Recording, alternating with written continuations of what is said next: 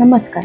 तिघांचा तडका या कैरी सीझनमध्ये तुम्हा सर्वांचं खूप खूप स्वागत. मुरंबा हा महाराष्ट्रीयन जेवणातील एक अत्यंत लोकप्रिय आंबट गोड आणि पौष्टिक पदार्थ आहे.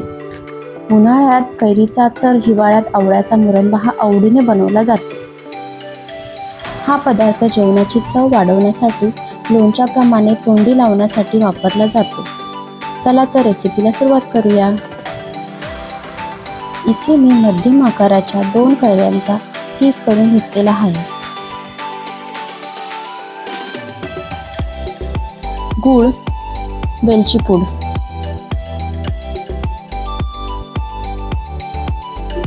रेसिपीला सुरुवात करूया. सर्वप्रथम गॅसवर कढई ठेवू, त्यात करून घेतलेल्या कैरीचा किस ओतावा व हलक्या हाताने परतवून घेऊया.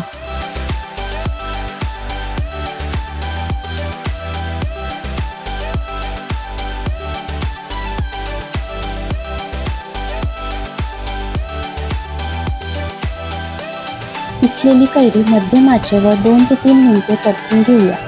त्यामुळे कैरीतील जास्तीचा ओलावा निघून जातो आणि मुरंबा छान टिकतो. तुम्ही बघू शकता कैरी छान मऊ झाली आहे. आता त्याच मिश्रणात गूळ टाकून घ्यावा. तुम्ही गुळाऐवजी साखरेचाही वापर करू शकता. कैरी जास्त आंबट असेल तर गुळाचे प्रमाण कमी जास्त करू शकता. गूळ घालून मीठ मिक्स करून घेऊया. गॅसची फ्लेम मंद ठेवावी, जेणेकरून गुळाला हळूहळू पाणी सुटेल आणि कैरी त्यात शिजायला लागेल.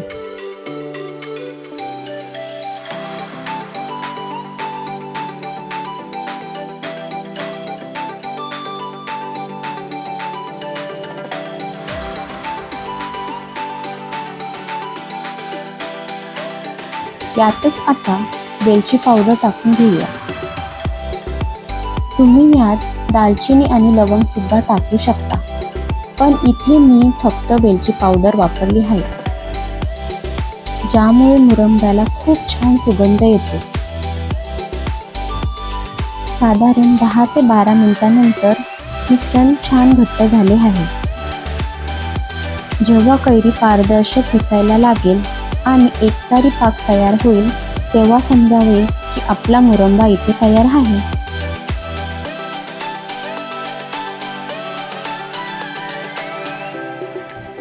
तर असा हा आरोग्यदायी गुळाचा मुरंबा तुम्ही नक्की ट्राय करा.